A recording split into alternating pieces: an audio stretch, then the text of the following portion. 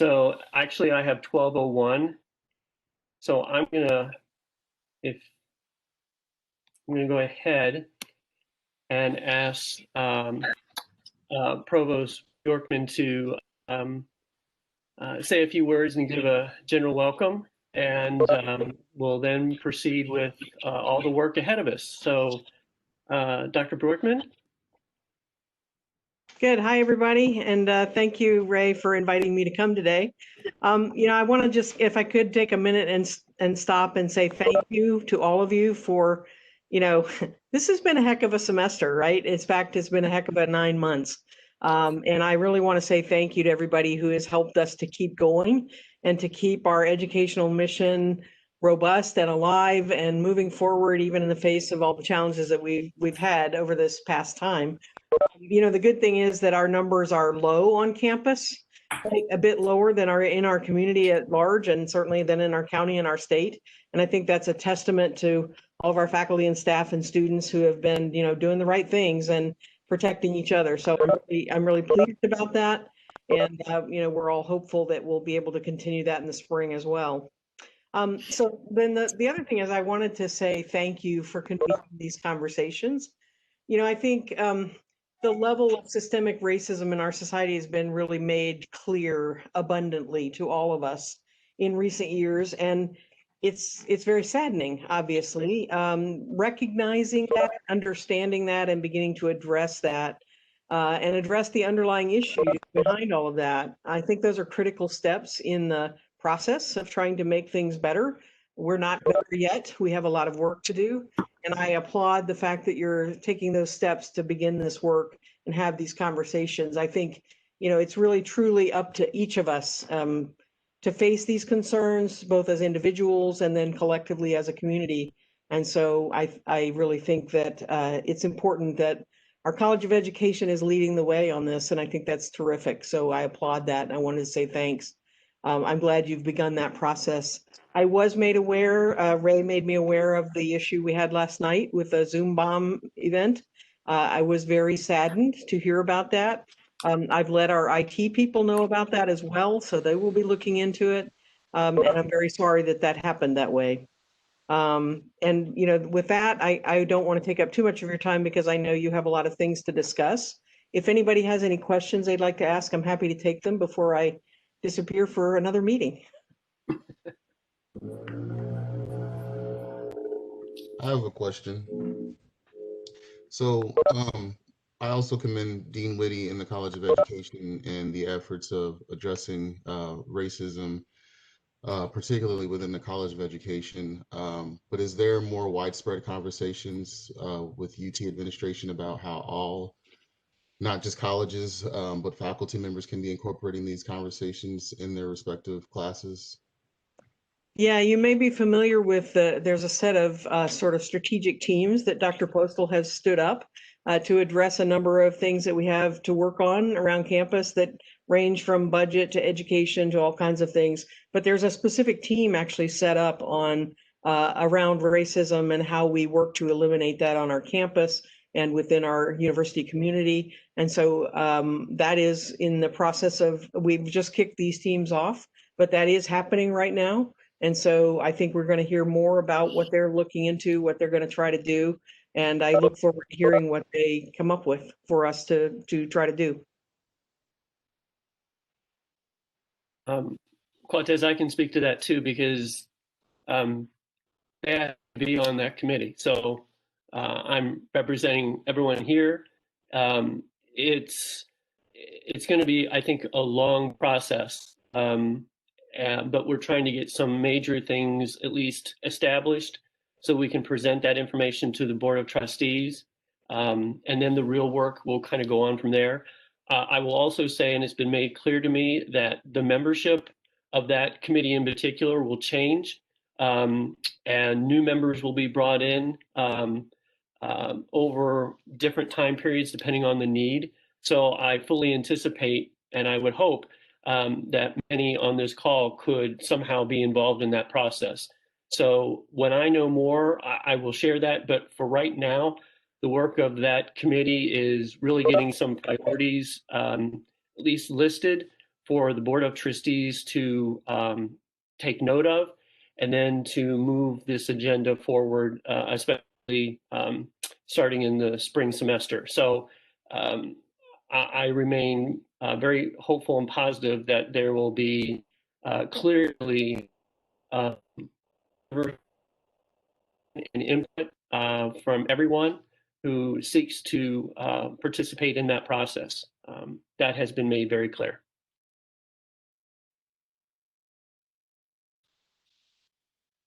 Well, any other questions for the provost?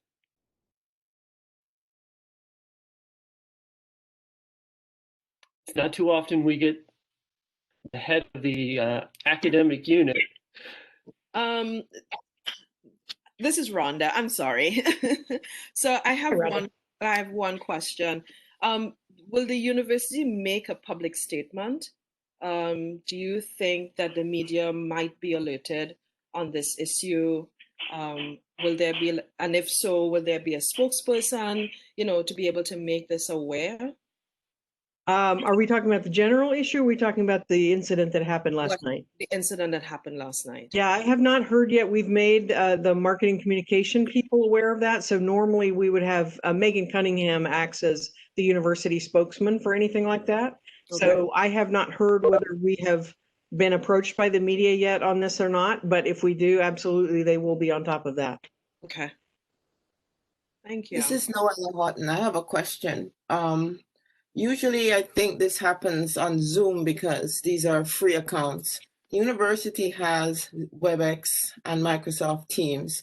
Does the university have a pay site license for Zoom? And if no, should we all therefore not be using WebEx and Teams instead of Zoom? I actually asked our IT CTO about that just today because I wanted to know that. And he pointed out to me that this is one of the issues with Zoom. It does have a number of security issues. And he strongly recommends that we be using either WebEx or Teams. They both work very well. Teams is kind of slick, actually, if you haven't used it before. Yeah. And so I would recommend, if possible, to switch over to either WebEx or Teams, and that will provide you quite a bit more security. Yeah, and I would agree with that. And I also use Blackboard Collaborate, but I think the university probably need to require people doing university business to not use Zoom. Because if someone is calling a meeting on Zoom and you have to attend, then you really don't have a choice. So perhaps we need maybe a policy, or maybe we need to buy Zoom, because I think it's the free accounts that have the security issues. There is really little incidence of security problems with the paid accounts. Yeah, that is true, because I know a number of our collaborators at other universities do use Zoom, but they use a paid account and they have secure options. I think the sense is that because we are paying for Microsoft Teams and WebEx access, they would prefer that we use what we have. And so, but I will certainly follow up with our IT person, and there may be a communication coming out or a suggestion coming out about this. Yeah, I don't know whether they're, yep, but thanks for bringing that up. That's a good point. I'll also say, so what I don't think that what is being stated is that what happened last night is because I was a part of that call. So I was the one who was literally in the middle of a statement when I was called the end. So so when that happened, regardless of what I'm hearing, I don't think it's being stated that because we were using something else that wasn't university official, that that's the reason why it happened. But in a sense, it almost kind of feels like I don't want it to be lost, like what happened. And No, I apologize if that's the way that came across. I don't mean it that way at all. I think it's a very serious issue, and I think it needs to be, we're gonna have to do an investigation. And I'm not in any way saying it was because of Zoom. It's something that shouldn't be happening. And I think we have to understand the underlying causes of it, and also try to find out exactly, what happened there. Right, and I appreciate that, and that's what I'm saying. Like, I don't think what's being stated is that, but I also know that there are multiple people on this call right now who are also a part of that as well. And that was, we were only supposed to go an hour, and we ended up going like another hour and a half, just coping and processing through all of that. Like, it took a while. It didn't hit me really till this morning, like what happened. And it took me a while to get out of bed just thinking about all of that. So like, regardless of the medium or different things like that, it's still something that happened within the College of Education. It's an experience that happened at the University of Toledo. And I do think it still needs to and should be addressed because it's a pervasive issue, regardless of whatever medium that it was used on. And I agree with you. And I have to say, Ray sent me the link to the video of what had happened. And when I watched it, I was sick to my stomach, literally. It was terrible. And I'm not in any way condoning it. And I want to reassure you of that. Can I follow up with a comment too, though? I hear what Cortez says, and he's absolutely right. But bombing, the idea of Zoom bombing really usually has to do with some kind of violent statement against women, some racial, sexual images. So that's part and parcel of what happens when a meeting is bombed. So it's unfortunate, but that's been a thing that's been happening a lot. And I really think the university should really not be using Zoom for its business unless we can afford a version that inhibits that from happening.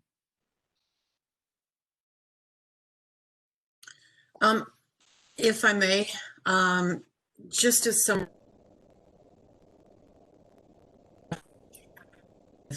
Vicky D'Agostino, who was also on the call, and we've talked about this for over a year, there is a true rising threat of white supremacy to the extent that these groups are now deemed the greatest threat to our safety. I think as a university, we have experts in this particular area, and we should take that lead, if at all possible, because I wasn't even on the call and I felt sick to my stomach, and I could only watch the video once.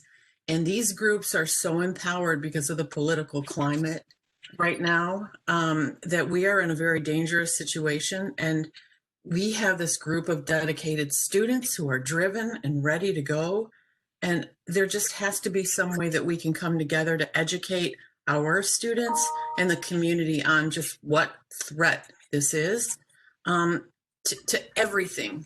Just the whole systemic racism is just pervasive. And this is just going to keep coming. Zoom has done all they can, all these platforms, and I agree with Cortez, and we can have the monitoring, and we should, but the big picture is that this is a bigger picture than people realize. Well, thanks for that comment. I completely agree with you. And I think as an educational institution, it is in fact our responsibility to address these things, to talk about them, to bring them to the forefront, and to try to educate people about really what they are and what they're about and what the underlying intent is of these groups. And so, I too am quite concerned about what's going on in the country right now. And so, I certainly hope that, we've tried to do some dialogues on diversity, things like that. I think this is an area where perhaps we could follow that model and have some conversations with our community. I would love to see the College of Education take the lead on that. I think that would be very important. Thank you. I appreciate you taking it seriously. I really do. I have a question. First, I would like to thank the Dr. Provost Portman for coming to address the issues at hand. The question I have for you is, most of the time when issues arise, universities or other businesses, they will establish a committee or to silence the issues. So do you think anything significant will come out of this committee in the future? Well, I think our president will be pretty disappointed with us if it doesn't.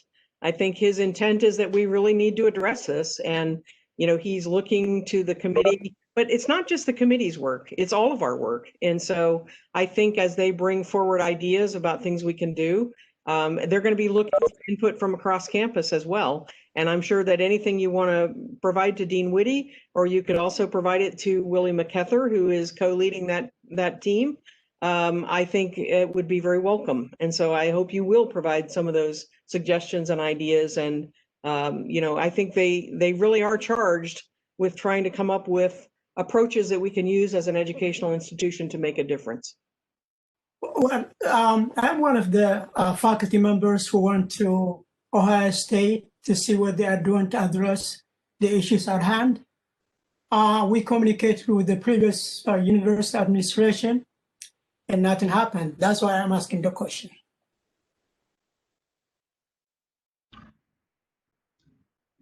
Hello. Okay, If I can make go ahead. I've heard the comment, and I will relay that on.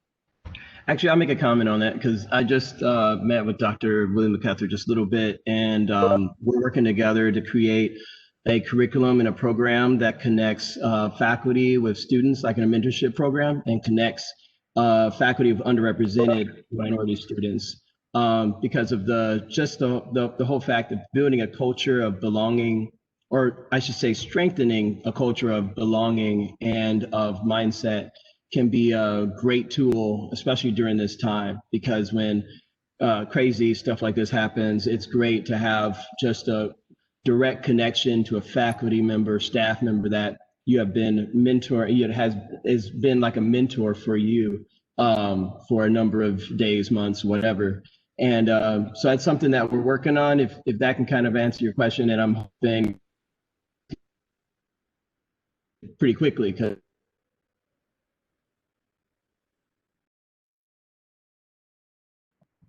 And I can tell you there are some other initiatives that are in the works that we're sort of looking to stand up. For example, a Center for African American Success, for example, they're working with the success coaches, and they're working with the entire student success area to think about how we can build on some cascading mentoring processes.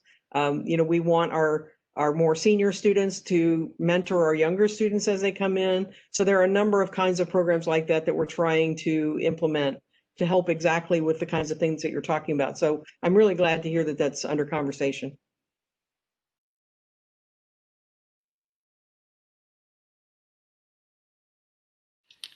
cool. Any other questions?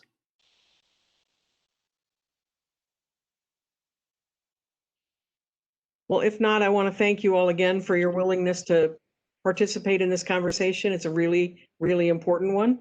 And I am happy to, help however I can. And I will leave you to your conversations and wish you all very happy holidays. And thank you for getting us this far. And we've finished out the semester almost. Knock on wood. Blow up in the next couple of days, but we're gonna make it. And we will be communicating with you a lot over the break. Just stay tuned as we all watch what happens and see where we are in the spring. So thank you again. Thank you, Karen. Appreciate you taking time out to talk with us. Thank you. We actually do have a presentation today, but and I'll say up front that this incident that occurred last night is still in continuing investigation. So I've been told that I need to keep it relatively short and to stay to certain facts at this time. As you have probably ascertained, there was an incident last night with one of our classes. Apparently, as already been described, this Zoom bombing technique occurred, and unfortunately, our faculty and students were part of that experience. So I will just inform you that everyone who needs to be informed has been. There is an internal process going on. I do not know all the details, and in fact, I may not know some of them, but just rest assured that it is working, the process. And when I can share information, I will. I have already reached out to Dr. Hamer because she reached out to me this morning with some information. For all of those who were part of that experience, I would encourage you to write down everything that you can recollect about that experience. Now, granted, there is video evidence, but it's important to have as full a recollection as possible. So if you could do that, that would, I think, be very helpful. And like I said, when I know more and where it's at, I will share what I can share.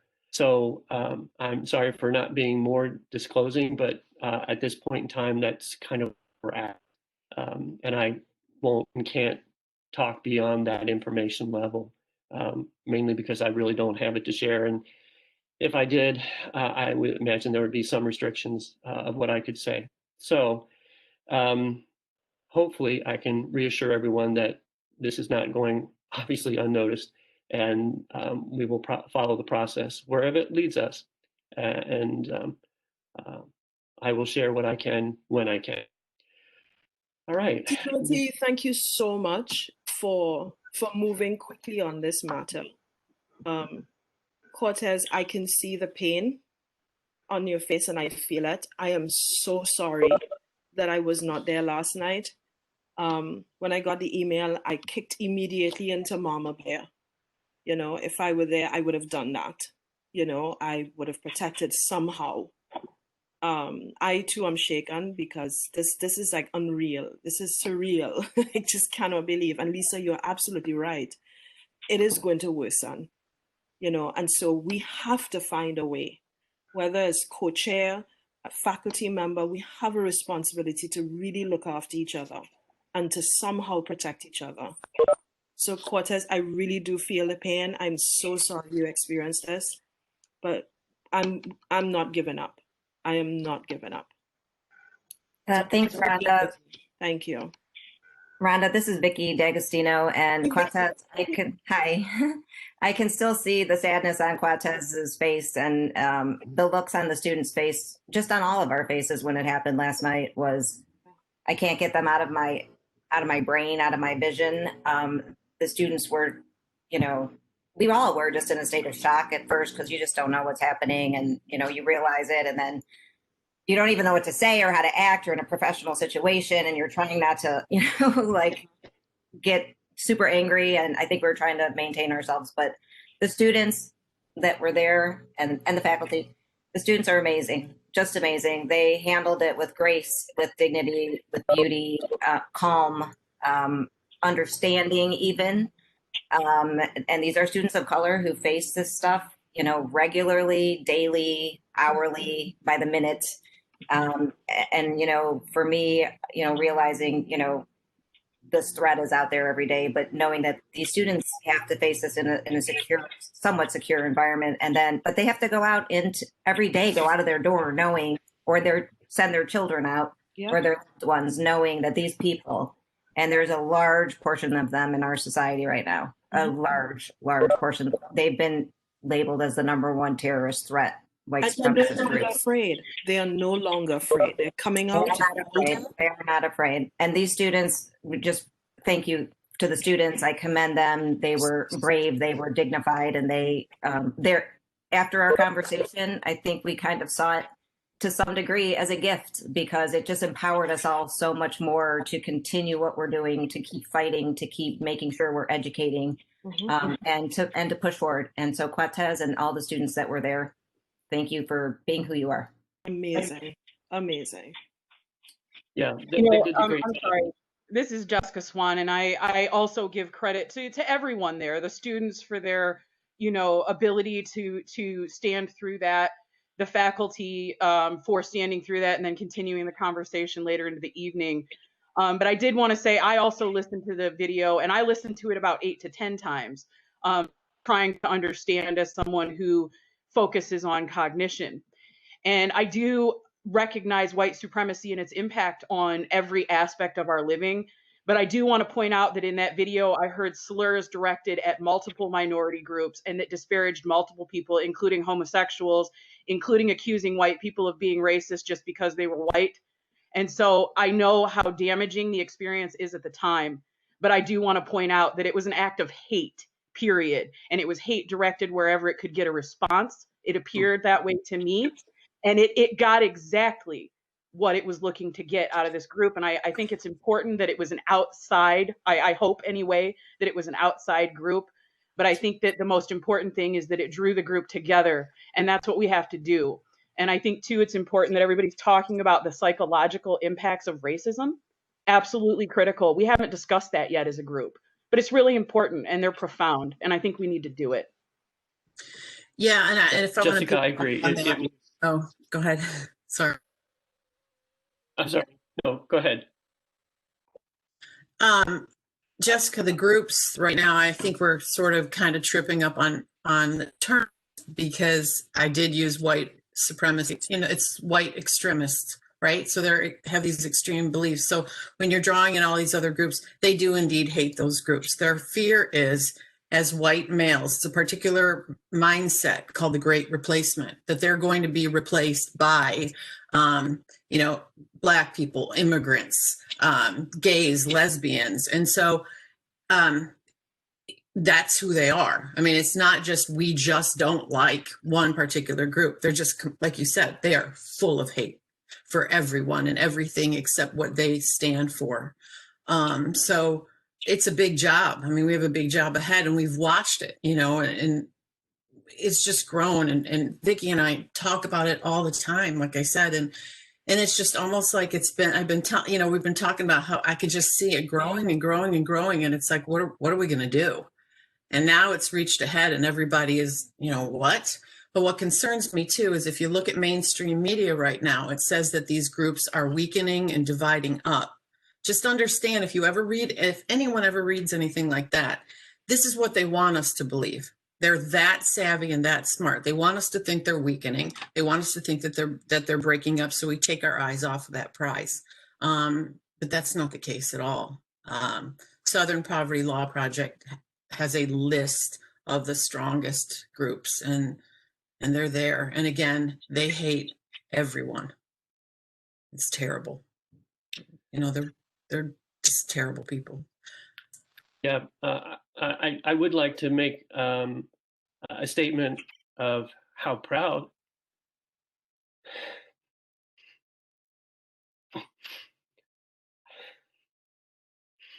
sorry.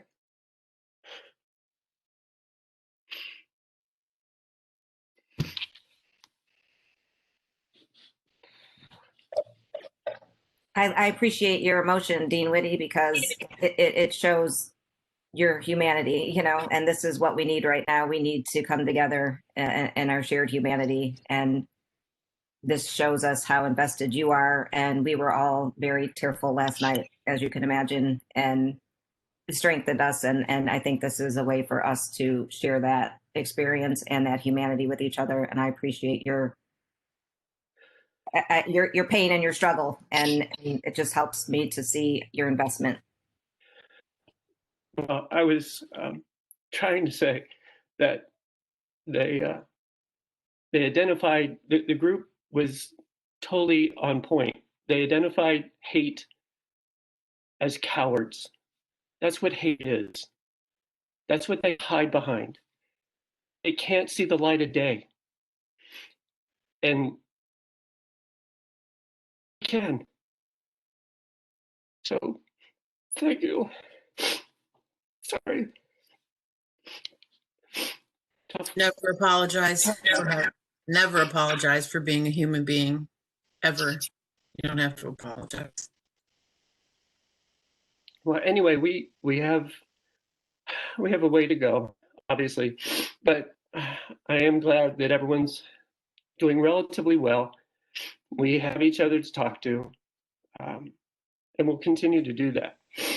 So I would like to try to honor what we had planned with Trish and the group on the content to be covered today.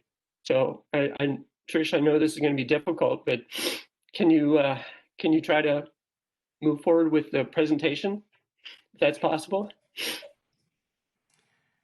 I think we'll do our best. And the topic is whiteness and its privilege. And I think it's perfect for exactly what happened last night. All right, I'm going to start sharing the video.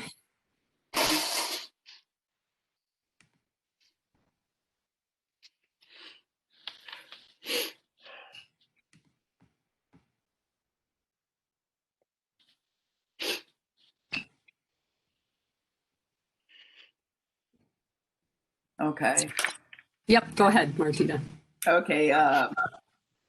Good afternoon, everybody. In keeping with the topic, well, first I'd like to share something. Thank you, Cortez, for sharing the video, even though it was hard to watch. I did watch it. And because I am a mother of an African-American male, I had to pick up the phone and call to find out if he was okay. And I know that had nothing to do with him, but I know that all of this that's happening out there, it happens randomly and anywhere. And I just wanted to hear his voice to make sure that he was okay.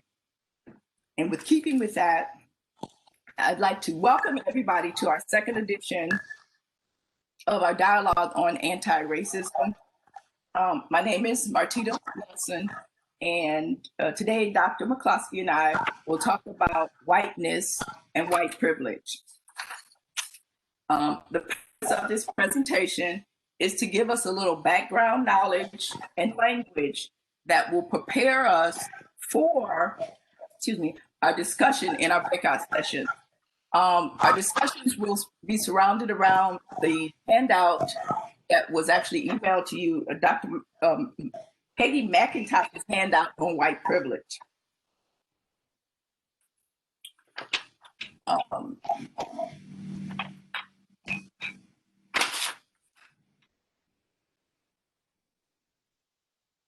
I would like to also, I will start this with the definition of privilege. It is unearned social power that gives privilege to those who basically look like our founding fathers, and they are rich, white males that own property.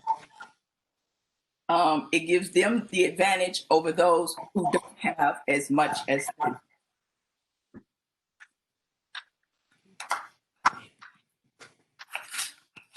I would like to point out that these definitions are from what's called the racial lexicon, and they are available on the website of the Office of Diversity and Inclusion under a category called Racial Equity Suite. And there are multiple resources that are available.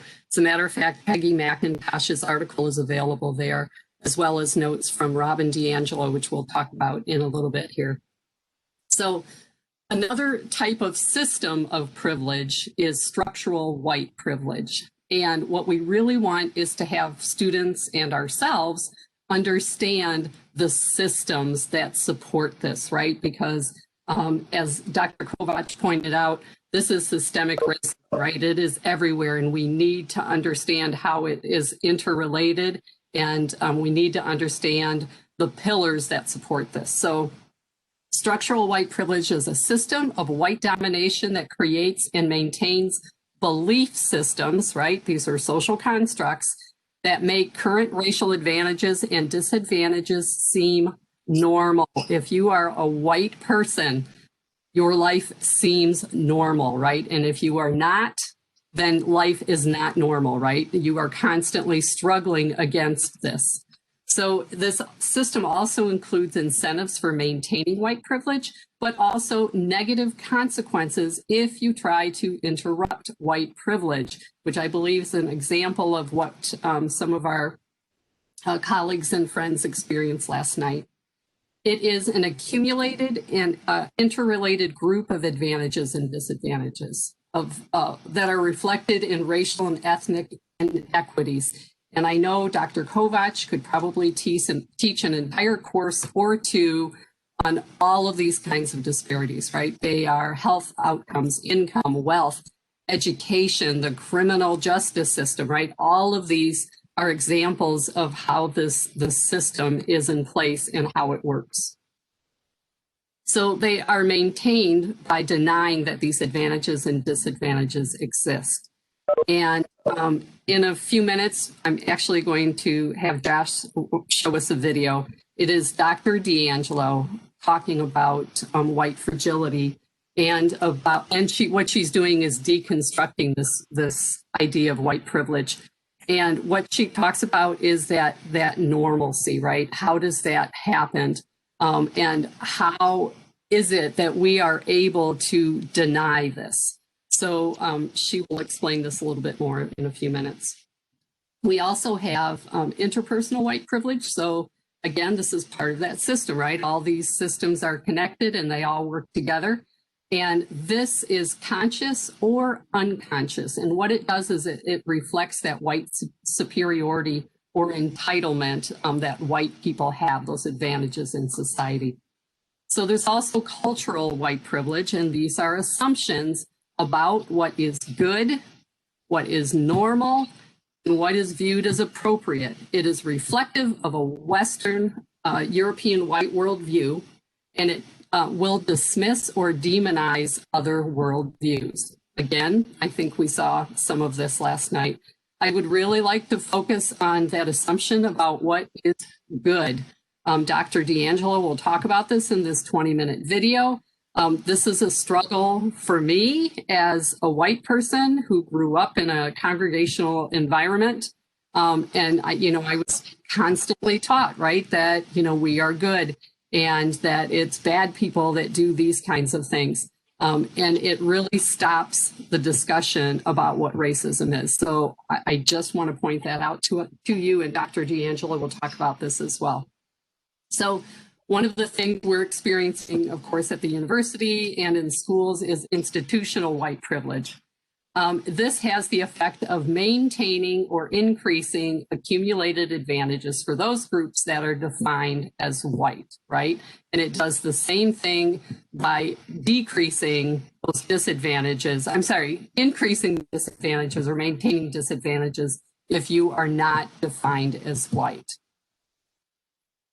This is also the ability of institutions to survive and thrive even when their policies, practices, and behaviors maintain, expand, or fail to redress these accumulated disadvantages or these inequitable outcomes for people of color.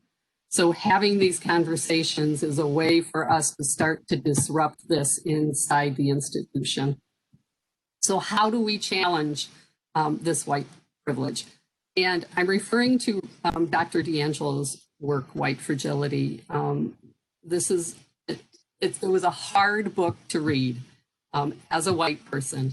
And these are some of the main things that I gleaned from this, but I really want us to watch this video so she can talk to us about the system and the pillars that support this system in order to give us all a better understanding. And it's something you can use with your students too, to show them, to talk about how this happens, right? How the system is in place.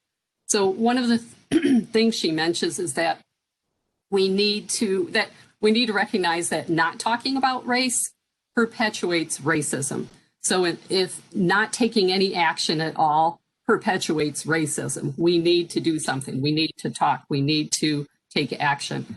Second, we need to accept that we do live in a racist society, as was evident last night, and white people benefit from racism. That is a really hard thing to grasp if you are a white person and you grew up with this idea that you were a good person. But we have to tackle this.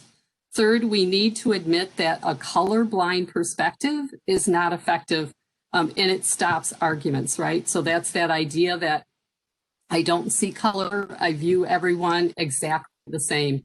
Well, we can't and we don't, right? We live in social groups in which we intentionally identify with people, right? We can't get away from this perspective. The last thing she really wants us to do, and this is the same thing with Peggy McIntosh and any other diversity workers that talk about this, is that as white people, we need to be willing to experience discomfort, right? We have to be willing to put ourselves in a place where we're not comfortable in order to help make this change. So, Josh, do you mind showing that video now? What I want you to look for as you're watching this is to look for think about the pillars and how this affects you. What are these pillars that are in society and in our system that help to perpetuate racism? And how do you think that this relates to your white privilege? I'm Dr. Robin DeAngelo, and my work focuses on the question of what does it mean to be white in a society that proclaims race meaningless, yet is profoundly separated by race. And to start this off, I want to draw your attention to the fact that I'm white. So just look at me for a moment, think about it, notice it. And part of being white is that is a very uncomfortable thing for me to do. And it's taken me many, many years to be able to draw people's attention to my race and see any significance in it. And that's because as a white person, I was socialized to see race as what they had. I was just a person. I was just a white bread, a Heinz 57. I didn't have race. I was socialized to see race as individual acts of discrimination and prejudice, individual acts that anybody could do to anybody else, and if you did those acts, you were a bad person. And that is why, since I saw myself as a good person, I didn't see myself as connected to racism, and certainly didn't see myself as connected to race. In other words, I didn't have a sense of a racial identity. Today, I understand that I move through the world always and most particularly as a white person. I have a white frame of reference, and I have a white experience. And part of being white is to have that be invisible to us and to be able to live our lives without ever acknowledging that, to see that as non-operative. I now understand racism as a system, as a deeply embedded system, a system that our country was founded on and that all our institutions were created out of. And every institution reinforces this system. And it's a system of unequal power. So let me give you an example. Women in the United States got the right to vote in 1920. And there was only one possible way that we could have gotten the right to vote, and that was for men to give it to us, because we literally were not sitting in the seats of institutional power. We could not give ourselves the right to vote. That doesn't mean that we couldn't have personal power, but we didn't have institutional power. And that's the difference between a system and individual acts. Prior to women's suffrage, I could certainly discriminate against men. I could be unfair to individual men, but my group could not systematically deny men as a group the right to vote. And men controlled all the institutions, and they all worked together to convey the message that women's place was here and men's place was there. And that's the difference between individual prejudice and a system of inequality. So in this field, we think about oppression, or in this case, racism, as group prejudice backed by institutional power. And so prior to the civil rights movement, it was fairly socially acceptable for white people to just come out and say, we are superior. But post-civil rights, it became bad to be racist, right? It became unacceptable to be racist. And that seems like a positive thing, right? Racism's bad. But unfortunately, what it morphed into is to make it impossible for white people to look at racism, because what we hear is, I would have to be a bad person in order to perpetuate racism. It became a moral issue.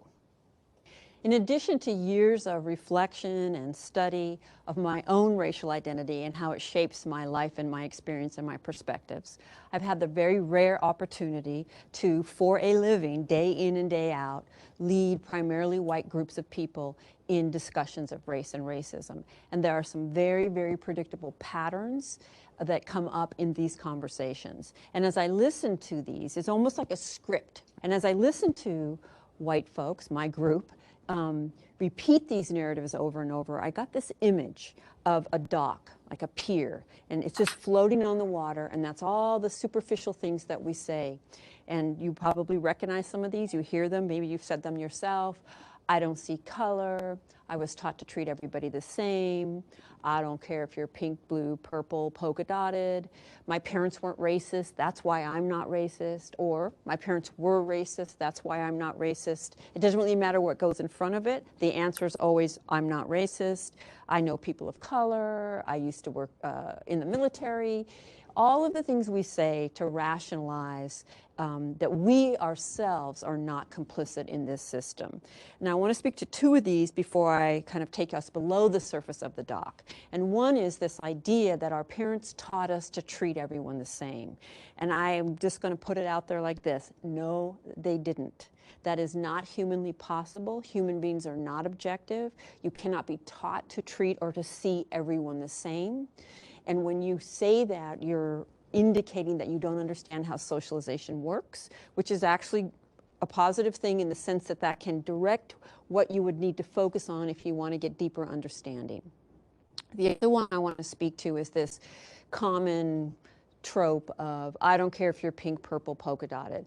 If that's in your vocabulary, I would urge you to please drop it and never say it again. Although it isn't intentional, it's actually very demeaning. People don't come in those colors, and what it conveys is that you're not prepared to engage with authenticity. Okay? And that's why I have this image of a dock, right? That's very superficial surface. And for me, in trying to understand how all this works, what it means to be white, and live so separate by race, even though I was taught to see myself individually as open-minded and outside of all of this, I've had to go under the surface.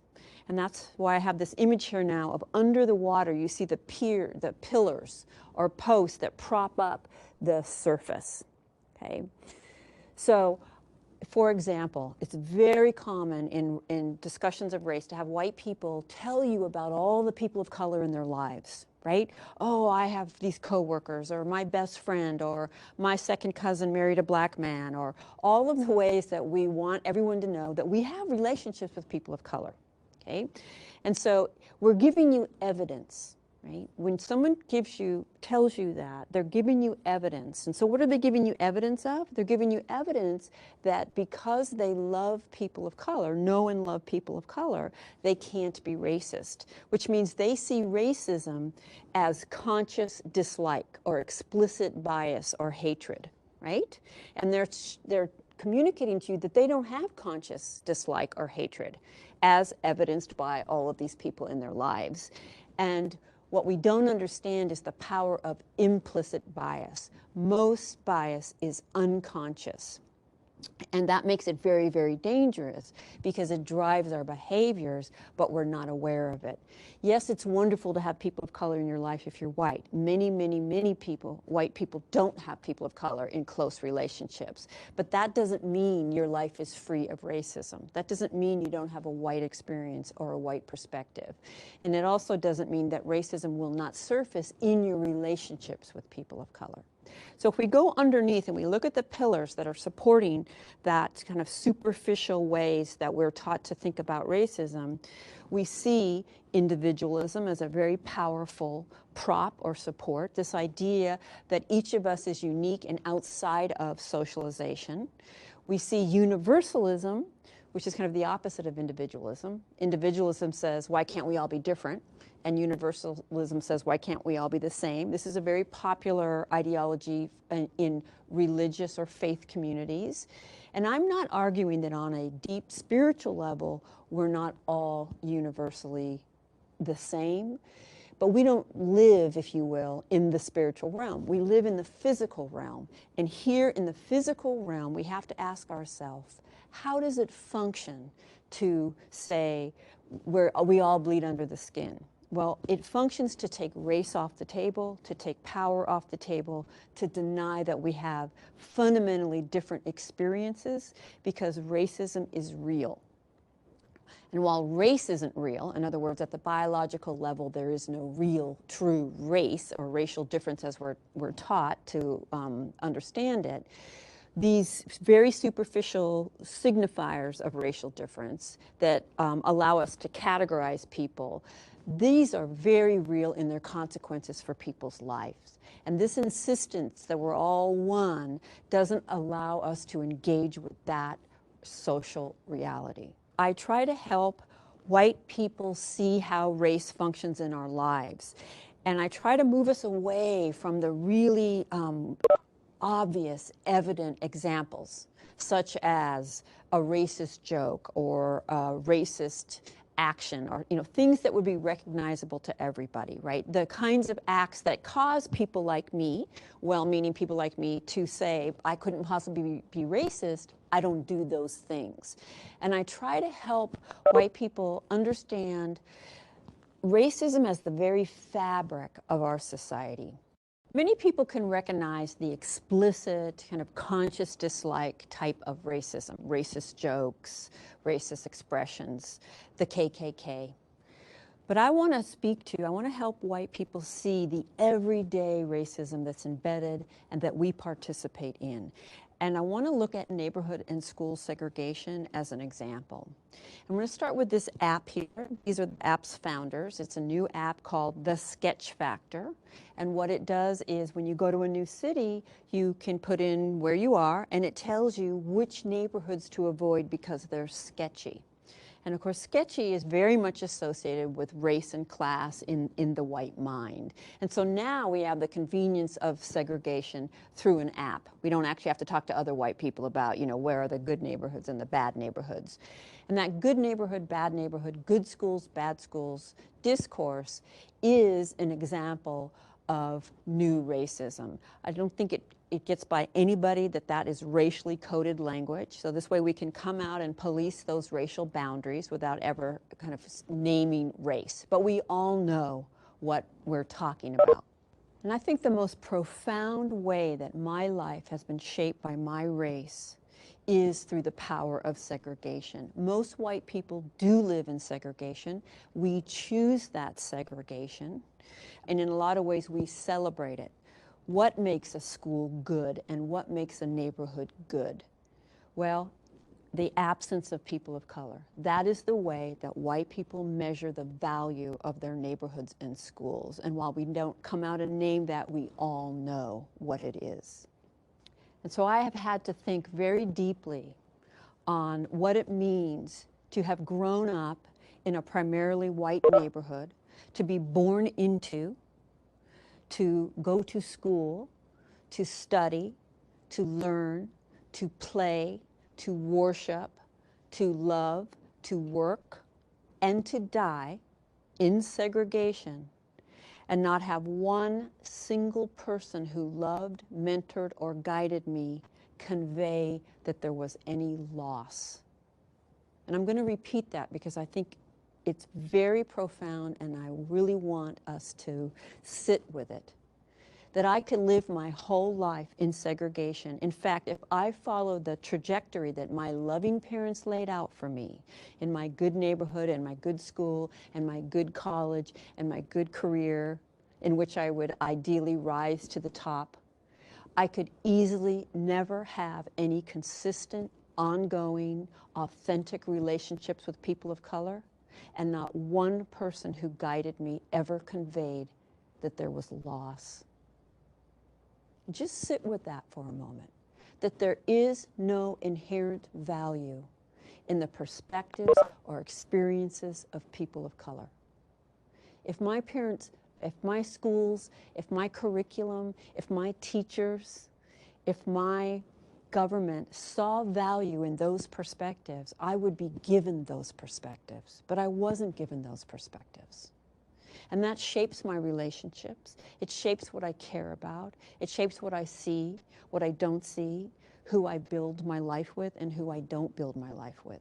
And that is the level where we really need to look at race inside of us and with us. In the line of work that I do, it's a breakthrough if you can get white people to acknowledge that our race privileges us in this society, right? That is like the second coming, to get white folks to admit that we are privileged by our race. But even that begins to get superficial. And you'll hear white people say, just because of the color of my skin, I have these things, as if this is just an accident that happens. And I want to take us deeper. I want to take us inside this skin. My psychosocial development was inculcated in the water of white supremacy. That is what I call this system. I don't mean the KKK. I mean a system in which whiteness and white people are central and seen as inherently superior to people of color. My personality was formed in that water. My worldview was formed in that water. I didn't choose it. It isn't my fault. I'm not racked with guilt about it, but I am responsible for changing it, because the default of our society is the reproduction of racism. It's built into every system and every institution. And if we just live our lives and carry on in the most comfortable ways for us, we will necessarily reproduce it. There is no neutral space. Inaction is a form of action. One of the most effective adaptations of racism since the civil rights era is this idea of a racist is a bad person, and if you're not racist, you're a good person, what I call the good-bad binary. And we can all fill it in, right? So if you're racist, then you're prejudiced and mean-spirited and bigoted and ignorant and Southern and probably drive a pickup truck. So we got some classism in there, right? This is our racist. And if you're not racist, you're good and you're progressive and you're open-minded and you're educated and you're Northern. And this binary is probably the #1 construct that keeps racism today in place and makes it nearly impossible to talk to white people about racism. The defensiveness we have comes from this binary. What we hear is, you just said I was a bad person. And so this binary sets it up to be mutually exclusive. You cannot be a good person and be complicit with racism. So you'll notice in the news when racism gets talked about, they'll bring in the evidence they'll have to defend the person that's being accused of racism is, but he's a really nice person, right? Because again, it's mutually exclusive. We have to understand racism as a system that we're all a part of. You know, I often, in my trainings, after I've kind of laid out kind of how racism works, I'll ask people of color, how often have you given white people feedback on our inevitable, unaware and unintentional, but inevitable racism, and have that go well for you? And, you know, there's eye rolls and laughter, and basically the answer is never. Right? It's virtually impossible for people of color to give us feedback because that binary sets us up to defend, right? I must at all costs deflect and establish that I am not racist, right? And that makes it so that we can't examine the reality of the society that we live in. Right? And then I'll follow up and ask this question. So what would your daily life be like? This is a question I ask the people of color. If you could simply give us feedback when we step in it, which we inevitably will, and have us receive that with grace, reflect, and seek to do something different, what would your daily life be like? And recently, a man of color in the room, there was a pause, and then he said, it would be revolutionary. And I just want you to sit with that for a minute. Revolutionary, that white people would receive the feedback, reflect, and try to change our behavior. That would be a revolution. Returning to the pillars underneath the dock, now we can label them, right? So we have individualism, we have universalism, right? Individualism, why can't we all be different? Universalism, why can't we all be the same? They both function to take race off the table. We have internalized superiority that no white person can miss. It was not lost on me that fundamentally it is better to be white. I don't want that belief. I didn't ask for that belief, and I've committed my life to challenging it. But 24/7, that is what society reinforces for me. So internalized superiority is also one of the pillars. The good-bad binary is a very foundational pillar holding up new racism. And segregation, the power of segregation to keep this system in place. And for me, by identifying those pillars, it has helped guide me to then how would I challenge each of those things. And so I urge you to take this journey. It is lifelong. It won't be over in my lifetime. I will never be free of all of the investments in this system that I have that I can't see, but I have committed my life to doing my very best to challenge it. And I invite you and, in fact, urge you to do the same.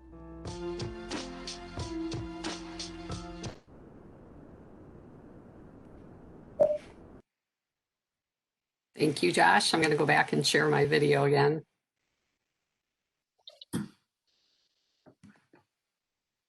Oops.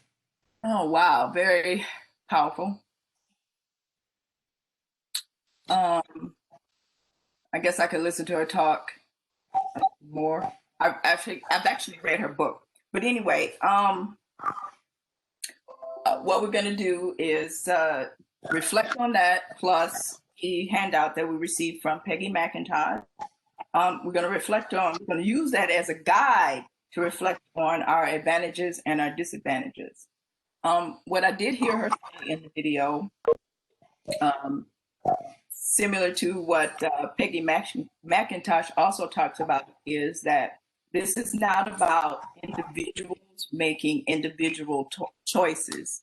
Instead, it's about how society's institutions are set up structurally and systematically. We should actually be challenging the structure and the system when we challenge white privilege. Think about advantages. We're going to think about some of the advantages that we have in life. And there's a list of them here. I'm not going to read them to you.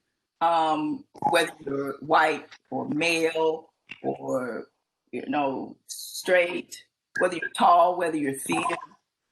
These are some of the characteristics that we're judged in life for.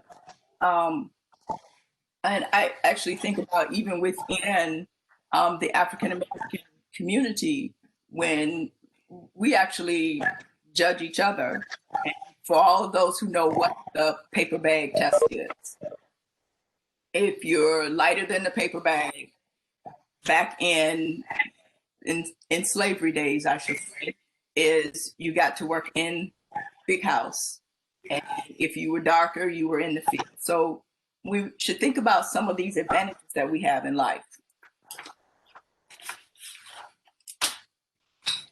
And based on some of those previous characteristics, how has it impacted whether you are advantaged or disadvantaged, and your ideas on racism, education, and the environment? And now it's time for our breakout sessions. And please remember, this is a safe place to share your experiences and your feelings. This can be uncomfortable, but please be willing to experience a little discomfort and make sure that everyone in the chat is heard.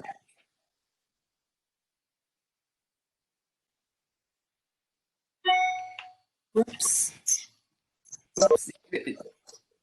And these are the breakout questions.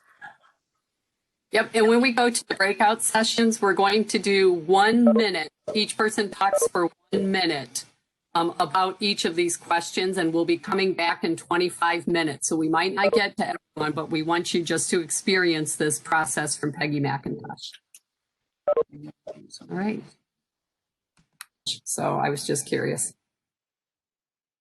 All right, so I hope everyone had a great conversation, and what we were hoping to do was to talk a little bit about what you found out in your group. So if we could just, report out from the questions, and then maybe we can talk a little bit about how our conversations related to Dr. D'Angelo's presentation and some of those pillars that we talked about.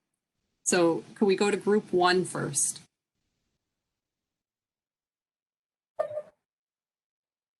I believe that was our group. We talked a lot about advantage and disadvantage growing up, and the focus, where the focus was, if it was on education or how we grew up. And we actually started with the questions, and then we worked backwards, which was an interesting conversation. I don't know if anybody else wants to chime in and add a couple things, but I thought that was a good way to start, and it gave us a different perspective, and it showed where we each came from, and then we were able to talk about advantages and disadvantages. Anyone from group 1 want to add to that?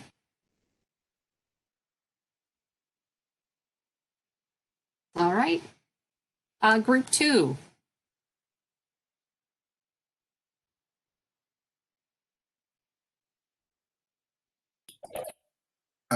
I'm not sure what our group number is. This is Aaron. So I will.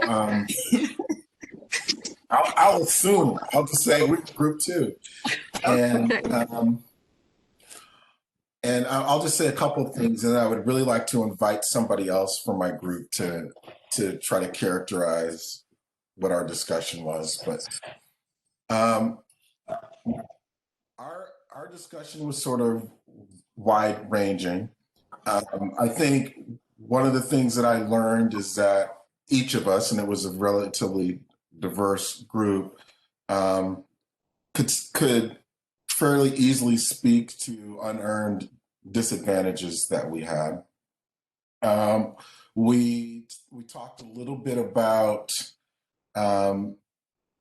racial trauma, and that being trauma that people of color and generally might experience when, I'll use the term that Dr. Kovac used, when they are experiencing like secondary, is that the right way to say it, Dr. Kovac? I'll say secondary trauma. So when you're watching George Floyd murdered over and over again on television, because of your race or your color, you associate with him, even though you're not experiencing it, it has an impact on your behavior and your experience and so forth. So we talked about that a bit as an unearned advantage, but there were a number of other things. But so please, somebody else from the group share.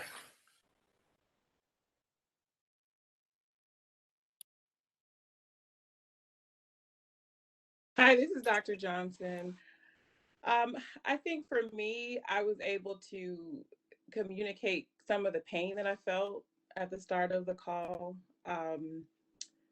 Just kind of putting together, I was feeling, I think, kind of emotional at the end of the semester anyway. Just some relief that, we kind of made it through being able to continue teaching face to face. It was a tough semester to go into, coming from the summer with the pandemic and the social unrest. So I think I was already kind of in an emotional place. So I really didn't, feel like I wanted to share, but the breakout session, kind of gave me an opportunity to speak. But I think I was able to really recognize how important it is to have these conversations. And we often don't get to have them. I think we often are in these very, very segregated spaces in our personal lives where we're mostly around people who have maybe similar experiences. So I think it was, great to hear other people's perspectives about, I think Aaron talked about, intersectionality. So I was able to share my experiences as a woman of color and then coming from a background of poverty, just what my experiences have been as I've tried to accomplish certain goals in my life and the obstacles that I felt like have been in front of me.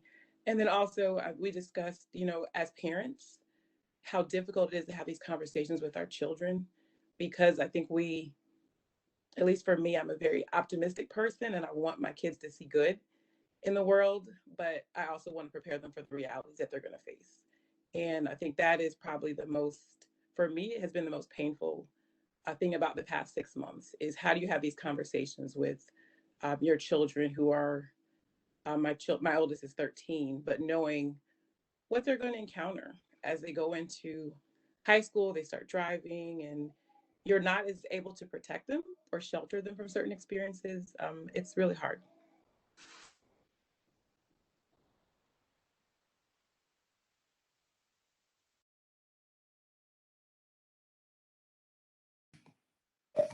Would anyone else from that group like to add anything?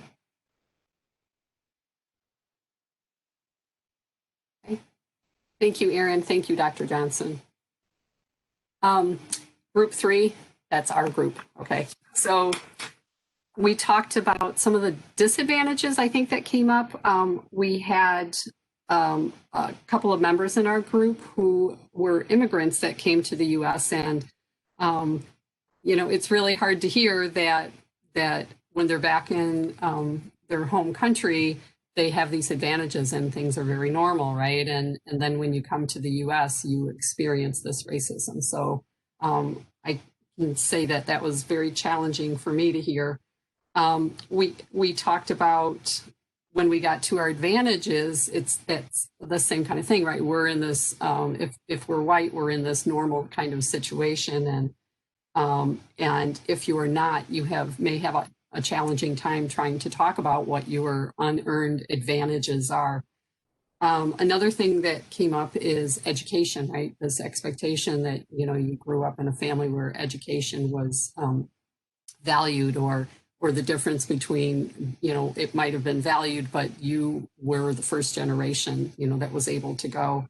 And also now, one of the biggest challenges is you're thinking about your children, and you have to decide, are you going to have your children work this system in order to keep the advantages for your children, even though you know that working the system implies that other people may be disadvantaged. So, it's a really big challenge when you're thinking about raising your own children and what you need to do in order to, provide them educational advantages.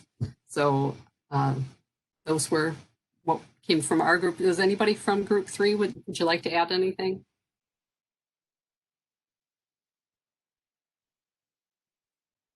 Okay. All right, how about group 4?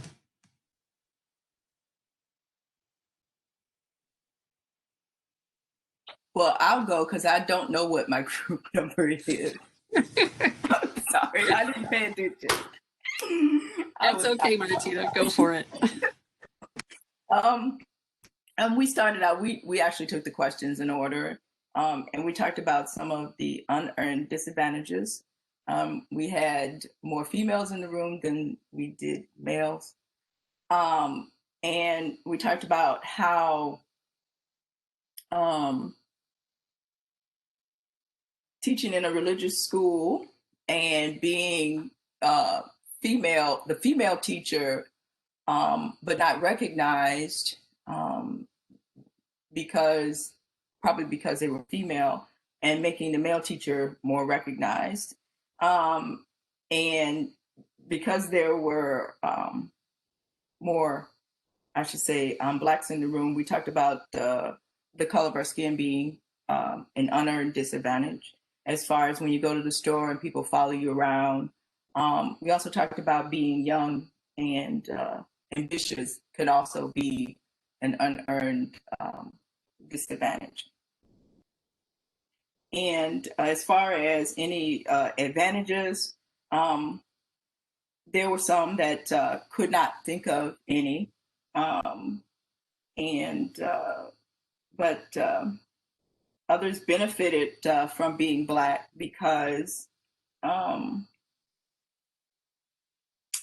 they felt that they weren't followed around in the store. I'm sorry, they benefited because they weren't followed around in the store. And I think that was about it. We valued the conversation. None of these things actually surprised. Some of the things that we were talking about, it didn't surprise anybody in the group. But it did feel a little uncomfortable talking about some of the things. Anybody else want to add anything else?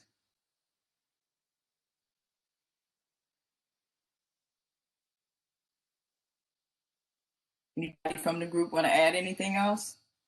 Did I cover everything?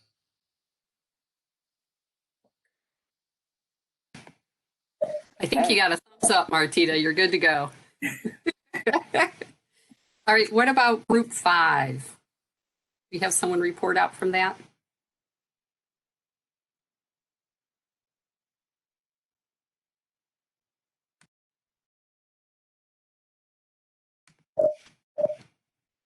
Does someone think it's possible they could have been group 5 and would like to jump in? Trisha, I don't know what number our group was. We're group 5. Oh, okay. Oops. Dean, what would you like to share? I mean, I don't want to take away the microphone. You are much better at communicating, I think, the findings, and I'll be happy to add any few comments. Okay, you can join in, don't be afraid. It was really, I think it was a fascinating conversation, to hear all of our stories, the advantages and disadvantages. I could see from the expressions of our faces that it was like, I didn't think of that. And, as Natasha said, even some of the stories, feeling that pain and revisiting that pain of what we went through. I believe our group talked about from socioeconomic backgrounds to the color of our skin, and the advantage to privileges, looking at privilege to education, disadvantage to not being educated. We also looked at the cultural differences, within our group, the advantages and disadvantages. We even looked at what shall we call it, Dr. Span? Our physical attributes that also, impacted our advantages or disadvantages in our lives. Did I get it? And our gender. And gender, most important. Cannot leave that out. And gender, yeah. No, I agree. It was a great conversation. I think everyone felt safe, and we were able to kind of really dive in and, just honestly tell our stories. There were a lot of commonalities, and yet there were important differences that I think we brought up. So I just appreciate everyone feeling comfortable enough to have the conversation. So I thought it was very good, and I think from what I'm hearing from everyone else, that's very much the case in the other groups as well.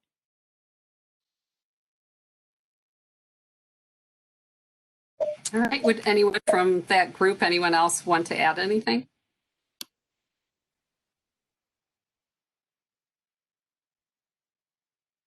All right, last group. I think it's the last group, right, Josh? We had 6. Yeah, that was the first thing we actually talked about, was we were group 6. So I guess we were only not sure which number we were. We had a really great conversation. We started out by addressing our raw emotions from the video. Individuals stating that it was really hard to kind of listen to some of those things because we often don't necessarily participate in those conversations. Not like we just don't participate, but we don't often just have those conversations, because who walks up and just says, let's just talk about white privilege. But it's also difficult too when you think about the privilege of being white and feeling like a bad person, because then you acknowledge all of the privileges that you do have, and then being able to contextualize that around the people that are disadvantaged by not having that privilege. So a lot of people stating that it was an uncomfortable conversation, not because of how it was presented, but just because of it's uncomfortable to think about those things.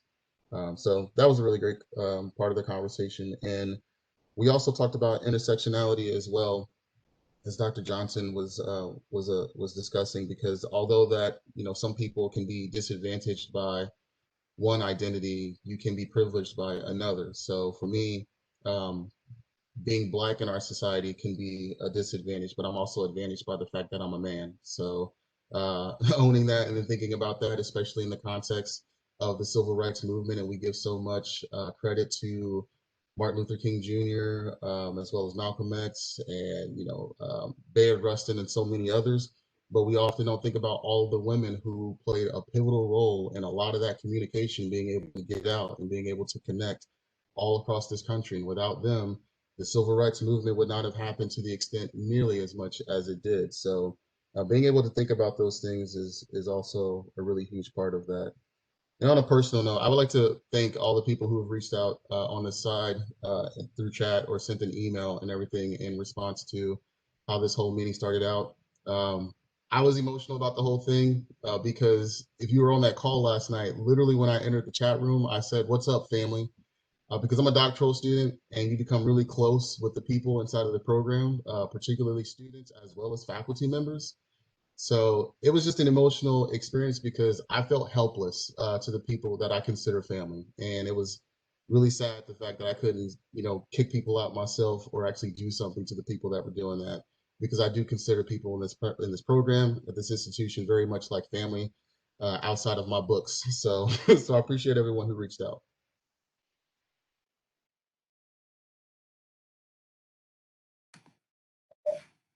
Thank you, Cortez. Is there anyone else in your group, Cortez, that would like to add anything? You had some great, I don't know, Miss Suzanne, if you want to also talk about, because we also talked about, some of us have had experiences abroad, and we were talking about how we were received when we go overseas and how that's different from what that looks like here in America. I don't know if you want to talk about that, Miss Suzanne.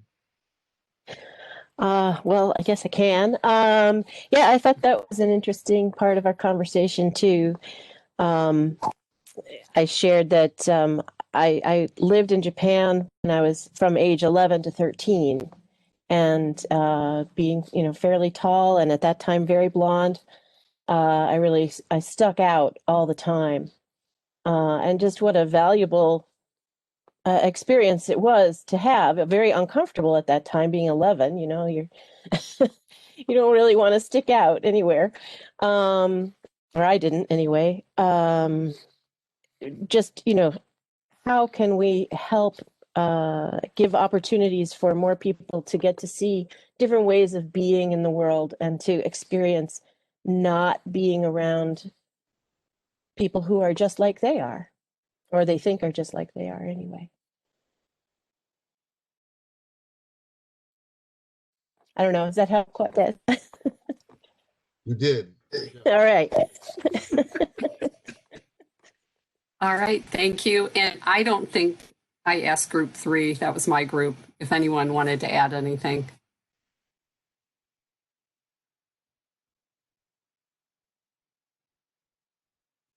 Okay, so just one last question. And if you want to add anything else besides this, we've had a lot to digest, and I think it's been really good for us to be together today to talk about things that have happened. But if we could go back to Dr. D'Angelo's pillars and think about those kinds of discourses and those kinds of systems that support this, what is it that we can do to address this within our own privileges or with our students? And again, those pillars were individualism, universalism, and she didn't talk about this, but she does talk about it in her other work, is that idea of meritocracy, right? That idea that you got to pick yourself up by your bootstraps and you can do whatever you want, which is intimately connected with the American dream. Internalized superiority and the good bad binary. That's the one I tend to struggle with a lot. I have to really stop and think about it. And segregation.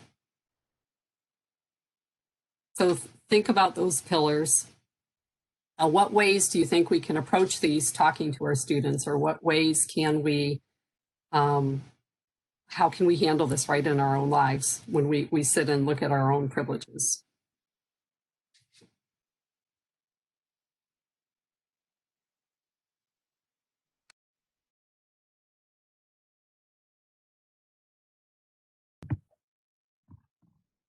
I'll say, this is Lynn. I'll say last night, one of our guests, who was very wise, pointed out that history was not written by the marginalized or people of color.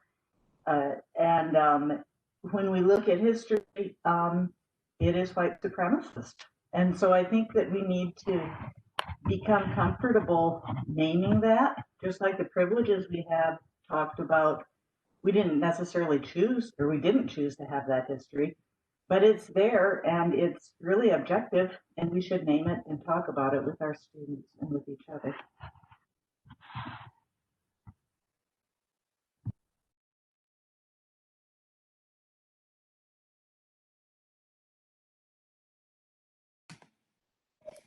Can you see any part of this fitting into your curriculum, into your discussions with your students?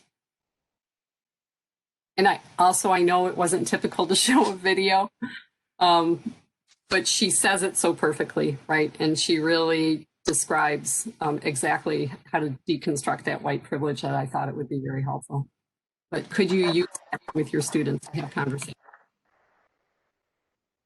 I just wanted to say thank you for sharing that video. I actually wrote it down and I'm going to put it on my own Facebook page and encourage the white people in my life who are not as, they're still not recognizing systemic injustices, to watch it and engage with me in an actual conversation. So thank you. I appreciated it. I just wanted to add one thing. We should not be worried about having our students feel uncomfortable and prepare them. Rather, I would say that we need to prepare them that this is going to be an uncomfortable conversation. And the reason I say that is when I teach a course on cultural perspectives in learning and development, initially I had students who would become hypersensitive about the whiteness, and they would really feel concerned. And I think it is important to talk about these things, but I've had several of you in my class as well. I think we need to create a safe space so that students can actually talk about it and say, hey, I'm feeling uncomfortable, and then be able to go beyond that. And that I have found has been really helpful for students to open up and talk. I would say I'm really lucky, I guess, because this is the stuff I teach.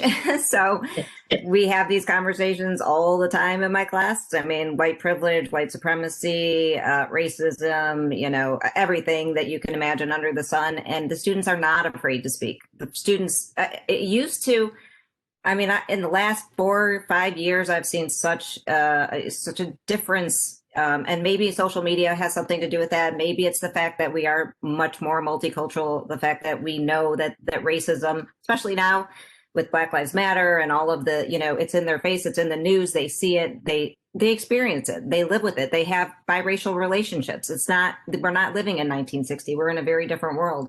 And these students are very well aware of the issues. They struggle to talk about their privilege, the white students mostly, because it's the norm, so it's hard for anybody to see themselves when it's their taken for granted reality. But I don't feel that they are uncomfortable at all. They are really, the majority of them are very open to talking about it. On the discussion boards, they have amazing, I have to give them such credit for the conversations they have. And this is the undergrad classes, the TSOC 2000 and 3000, and they are, they're talking about it. And so I don't want us to think that, we got to be afraid to talk about these things, that students can't handle it. They know it, they live it, they're ready for it. So I think that, I would hope that this would be in everybody's curriculum.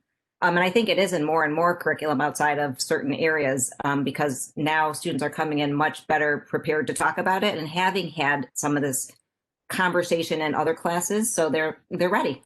So I think we just need to make sure that we don't look at this from a deficit perspective, in terms of, well, these people, they can't understand it, they don't know about it, because they do.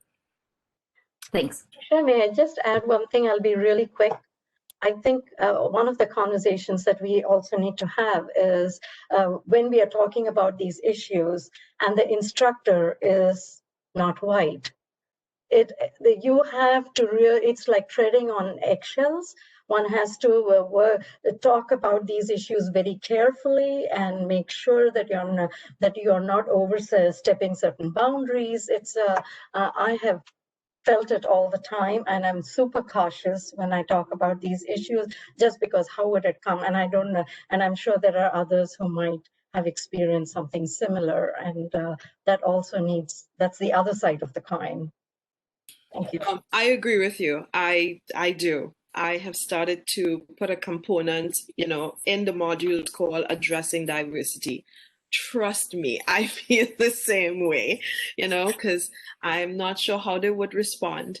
And I feel like I'm learning, because teaching here is different to teaching back home, and so I know I have to be sensitive, But you also said that is something really important. It is super, super important that we foster a safe environment, you know, to be able to not only talk about it, but to also listen, to hear what, you know, the students are saying, whether they're white or of color, you know, and I experienced something, you know, where students use the word redneck, and I got uncomfortable.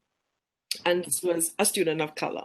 And then I had a white student who talked about, oh, this whole thing is just so funny, you know, and I was not prepared, and I didn't have a response to bring that down, or not bring it down, but to address it, whether address it in front of the class or address it privately one-on-one.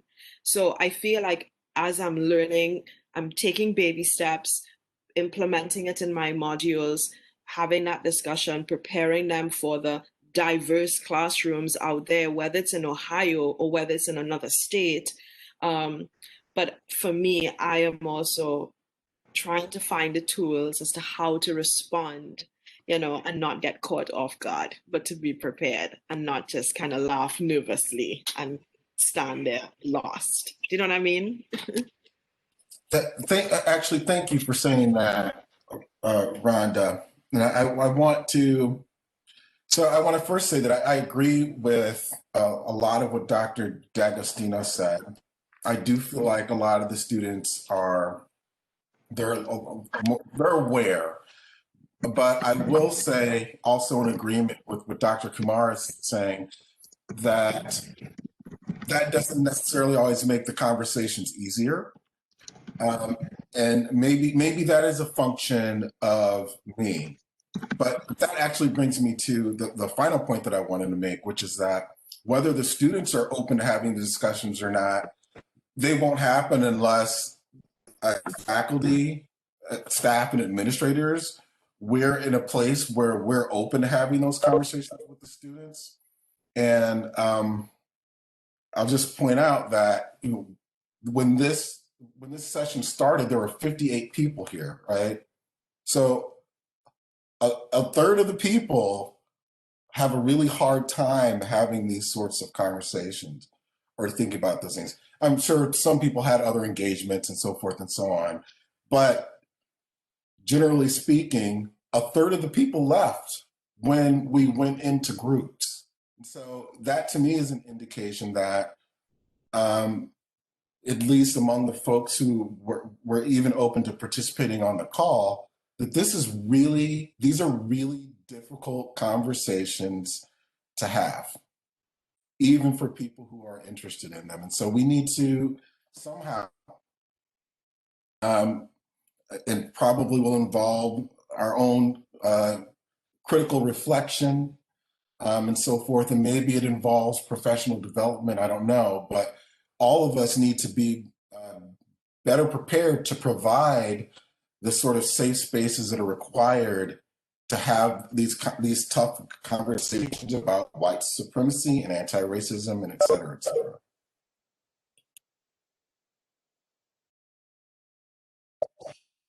Thank you, Erin. That's a great way, I think, to wrap it up. Dr. Dean Whitty, did you have anything you want to say before we go? We're technically out of time, so I'll be as fast as I can be. Once again, thank you for participating. Erin, you're, I think, right on target in the sense of this is difficult to talk about and to journey through. And everyone's, you know, probably at a certain place along that journey. But I think we just recognize that this is the work and it has to continue. So I think that's the important thing, what it looks like, how we do it, and whether it's in formal meetings or informal conversations or, you know, whatever that might look like, we'll just have to take a look at that. Speaking of which, this is our last meeting of the semester. So we have 3 more scheduled meetings for the spring semester. What I'd like to do is just provide kind of an open call. If there are either items, topics, issues that you would like the group to consider or review for the upcoming meetings in the spring semester, feel comfortable in sending them my way or to Tricia, Aaron, whoever you want to reach out to. And we would be more than happy to take a look at those and see how we want to kind of continue this conversation. So I guess beyond that, thank you again for the participation. We will continue the work. It's just important to do that. So continue to be safe, do well on all your exams and everything else, and hopefully have a wonderful but safe Thanksgiving break. And we will be back in operation in January, and hopefully be further along in addressing this terrible virus. So everyone be safe and stay well. Thank you. Thank you, everyone.